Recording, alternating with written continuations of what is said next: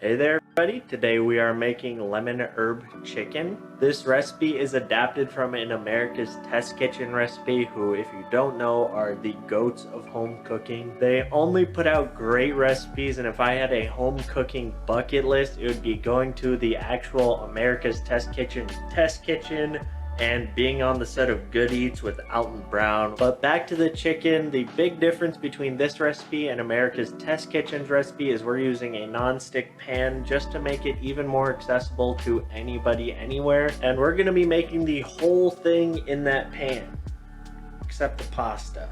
The pasta we're gonna cook in a pot. So I guess it's not really a true one pan recipe, but it's pretty close. And if you wanted to make it a real one pan recipe, you could technically make the pasta in the pan before you make all the chicken and the sauce, set it aside, and put it in later.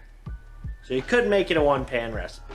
As for what you need for this recipe, you need chicken. Preferably you'd want a boneless, skin on cutted chicken, but these chicken thighs have been in my freezer for way too long and I gotta use them, and they will work just fine for this recipe. Then we have everything we need for the sauce. The base of the sauce is gonna be butter, flour, and chicken broth. Then for the flavor of the sauce, we're gonna be using garlic, shallots, lemons, parsley, and oregano. And lastly, we have what we're going to be serving it on top of, and I'm going with some egg noodles here, but you could also use rice, potatoes, or just serve it with some nice French bread. Then for cooking, you're going to need a non-stick pan and also something to zest and juice a lemon. And that's it, so let's get to cooking. Okay, the first thing you're going to want to do, and this is only if you have dry herbs because you either couldn't find or didn't want to buy the fresh herbs, is to rehydrate those dried herbs in the chicken broth before we get into anything else. After that, if you have any fresh herbs, you're going to want to pick the leaves from the stems, and then you're going to finely mince the fresh herbs, the garlic, and the shallot. After that, you're going to want to zest and juice your lemon while preheating some oil in a pan over medium-high heat. When you're done zesting and juicing your lemons, your pan should be nice and hot, so you can go ahead and throw in your chicken. How long you're going to want to cook them is dependent on which type of cut that you have. For chicken breasts, you're going to want to cook only one side, and if you have skin on chicken breasts, you're going to want to cook the skin side and get that nice and crispy. If you're working with chicken thighs, then you should cook both sides, and for either one you're going to want to cook them for about 2 to 3 minutes per side, or until your skin is nice and crispy or you have some nice golden brown color like I did. You don't have to worry about the chicken being undercooked because we are going to be finishing it in the chicken sauce later. When your chicken is done cooking, you're going to want to wipe out that extra oil in the pan before we get to making our sauce.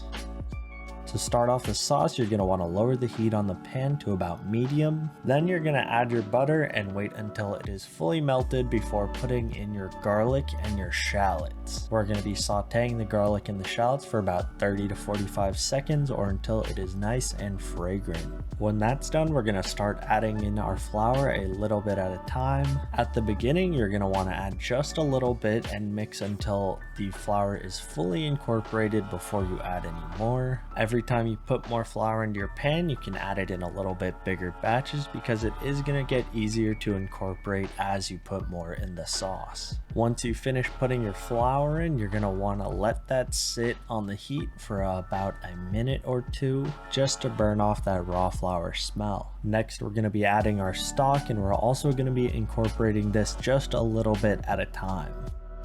Right around here, my autofocus got messed up again, which makes explaining things a little bit harder, so to make up for it, I'm going to be showing you how to make a cheese sauce. These two sauces, along with a whole bunch of other sauces, are made pretty similarly, so it should be a good example on how you should make the lemon sauce as well. The beginning for these two sauces is the same, where you melt butter just without shallots and garlic for the cheese sauce. Then you're going to want to add in your flour slowly. For the cheese cheese sauce, we're using milk instead of chicken broth and lemon juice, but the basic idea is still the same. Just mix in your milk slowly and make sure to fully incorporate the milk you add before you add any more. If you do this right, your sauce will come out silky smooth. At this point, the lemon sauce would be done, but for the cheese sauce, you still need to add the cheese. So add in about a handful at a time and mix in your cheese well. Make sure it's melted before you add more. I used a mix of Colby Jack and cheddar cheese, 8 ounces of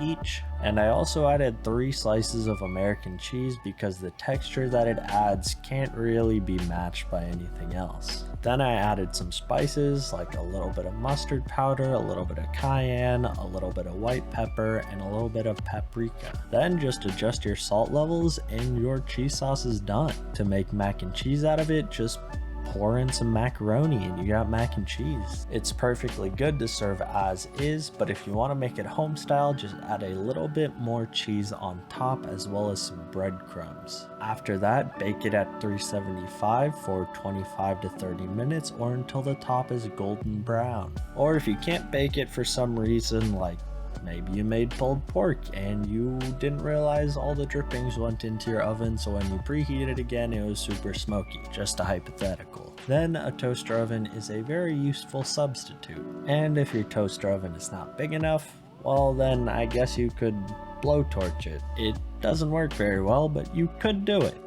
Well, that was a really long tangent just to show what you should do with your chicken broth and lemon juice, but I just wanted to show a little demonstration just to make sure everything comes across clearly. Adding the chicken broth and lemon juice would be the same step as adding the milk to the cheese sauce, but for the lemon juice I would add half and then taste for how sour the sauce is and adjust as needed. Then you just need to add salt and pepper to your taste and your lemon sauce is done. At that point you can add your chicken back to the sauce. When you're adding your chicken back to the pan, if it is skin on chicken, make sure the skin is still sticking out of the top of the sauce. My tip to you to make sure that this happens is to use the widest pan you have. The wider the pan, the easier it is for you to make sure that chicken skin is sticking out above the sauce and maintaining its crispiness. When you got your chicken back in, put a lid on it and let it sit until your chicken is done cooking. For white meat chicken, I believe it is 160 internal temp, and for dark meat chicken, I believe it is 175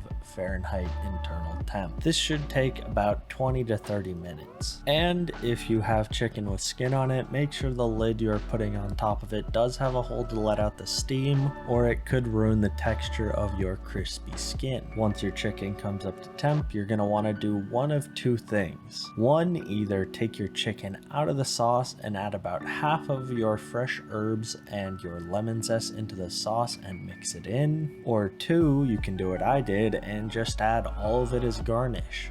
Either way, once you're done with that, you can go ahead and plate up on top of whatever you're serving with, along with a couple extra scoops of that sauce. And it's done. Took some twists and turns to get here, but we made it. This recipe was pretty easy and pretty quick, and it was super tasty. Anyway, if you want to see the detailed recipe and the cost breakdown, stick around, and if not, then I'll see you in the next one.